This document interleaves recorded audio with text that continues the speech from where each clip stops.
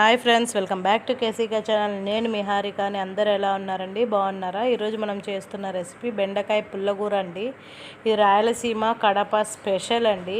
రాగి ముద్దలోకి, జొన్న రొట్టెలోకి, వైట్ రైస్లోకి చాలా బాగుంటుందండి. లేట్ చేయకుండా ప్రాసెస్లోకి వెళ్ళిపోదాం.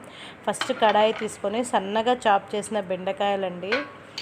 సన్నగా చాప్ చేసి బెండకాయలో గుజ్జుదనం పోయేంత వరకు మనం ఫ్రై చేసుకోవాలి ఫ్రెండ్స్. ఒక స్పూన్ ఆయిల్ వేసుకొని బాగా ఫ్రై చేసుకోవాలి. ఇక్కడ నేను చూపిస్తున్న విధంగా ఫ్రై చేసుకొని పక్కకు పెట్టుకొని ఒక బౌల్ తీసుకొని ఒక గిన్నె తీసుకొని అందులోకి ఆయిల్ వేసుకోవాలి ఫ్రెండ్స్. ఆయిల్ 3 స్పూన్స్ పడుతుంది. నా ఛానల్ ఫస్ట్ టైం చూస్తుంటే లైక్ చేయండి, షేర్ చేయండి, సబ్స్క్రైబ్ చేయండి ఫ్రెండ్స్.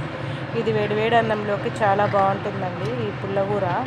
ఒకసారి మీరు కూడా ట్రై చేయండి. ఫస్ట్ పచ్చిమిర్చి వేసుకోవాలి ఫ్రెండ్స్. ఆనియన్, వెల్లుల్లి రెబ్బలు ఒక 10-20 వేసుకోవాలి ఫ్రెండ్స్. పండుది టమాటా ఫ్రెండ్స్ సన్నగా తరిగింది వేసుకోవాలి. వెల్లుల్లి రెబ్బలు మధ్యలో తగులుతుంటే చాలా బాగుంటాయి. కొద్దిగా ఎక్కువ వేసుకోవచ్చు. ఇది చాయిస్ అండి. చాలా బాగుంటుందండి ఈ రెసిపీ. చాలా ఈజీగా ఉంటుంది. చూడండి, మనం ఫ్రై చేసుకున్న బెండకాయలన్నీ వేసేసుకోవాలి ఫ్రెండ్స్. అన్నీ వేసుకొని బాగా ఒకసారి అన్నీ కలుపుకోవాలి ఫ్రెండ్స్. చూడండి, ఓకేనా? అన్నీ కలుపుకోవాలి. చాలా తొందరగా అయిపోతుంది ఈ రెసిపీ. ఒకసారి మీరు ట్రై చేసి నాకు మెసేజ్ చేయండి ఫ్రెండ్స్. కొంచెం పసుపు, కొంచెం ఉప్పు అండి. ఉప్పు వేసుకోవాలి. కొంచెం ధనియాల పొడి. మనం ఆల్రెడీ పచ్చిమిర్చి వేసినాం కాబట్టి కారం వేయడం లేదు ఫ్రెండ్స్. చాలా టేస్ట్గా ఉంటుంది ఇది. మీరు కూడా ట్రై చేయాలి తప్పకుండా. ఇది చిత్తూరు, మదనపల్లి అటు సైడ్ ఎక్కువ ఫ్రెండ్స్. రాయలసీమ వంట అంటారు దీన్ని.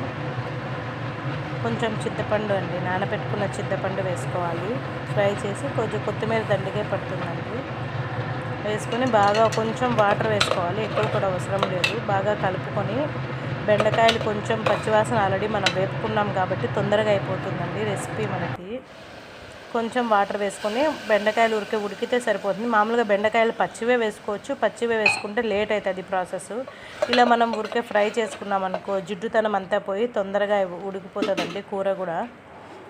మనం మూత పెట్టేసుకోవచ్చు అండి. ఒక 15 మినిట్స్ అలా వదిలేస్తే వాటర్ అంతా అబ్జర్వ్ అయిపోయి ఉడికిపోతాయండి. బెండకాయలు స్మూత్ అవుతాయి. చూడండి, ఇలా ఉన్నప్పుడు స్టవ్ ఆఫ్ చేసేసి మనం ఇంకా పప్పు గుత్తి తీసుకొని బాగా వెనుపుకోవాలి ఫ్రెండ్స్. బాగా మెత్తగా వెనుపుకోవచ్చు, కచ్చాపచ్చాగానే చాయిస్ అండి.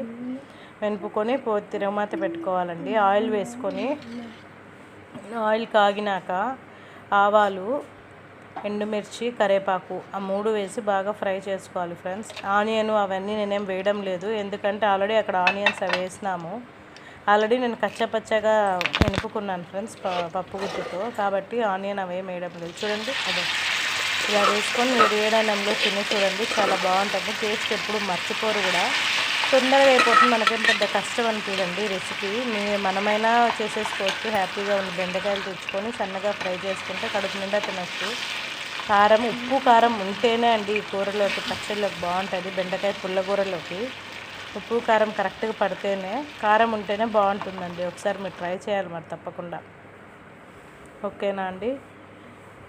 ఓకే ఫ్రెండ్స్, నా ఛానల్ ఫస్ట్ టైం చూస్తుంటే లైక్ చేయండి, షేర్ చేయండి, సబ్స్క్రైబ్ చేయండి ఫ్రెండ్స్. మర్చిపోవద్దండి, ఒక చిన్న కామెంట్ పెట్టండి.